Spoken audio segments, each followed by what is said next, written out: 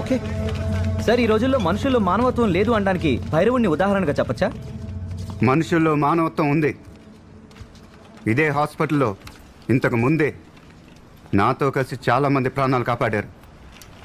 కానీ ఏ భూకంపం, తుఫాను లాంటి పెద్ద డిజాస్టర్ వచ్చినప్పుడు మాత్రమే మనలో ఉన్న మానవత్వం బయటకు వస్తుంది. ఇప్పుడు పరిగెత్తుతున్న ప్రపంచంలో మన పక్కనున్న మనిషి మొహం చూడటానికి కూడా మనకు టైం లేదు. మనం చూసేదల్లా cell phone screen, computer screen, TV screen.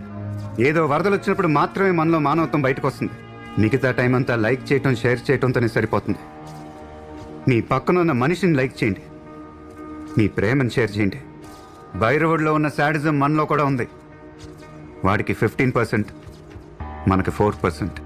అదొక భర్త భార్య మీద, పిల్లల మీద చూపిస్తాడు. ఒక యజమాని తన కింద పనిచేసే వాళ్ళ మీద చూపిస్తాడు. అధికారులు ప్రజల మీద చూపిస్తారు. భైరవుడిని చంపటంతో మనం ఒక రోగిని మాత్రమే చంపాం, రోగాన్ని చంపలేదు. ఆ రోగం మనలో కూడా ఉంది, దాన్ని పెరగనివ్వకూడదు. పరిచయం లేని మనిషికి ఆశించకుండా చేసే సహాయమే మానవత్వం.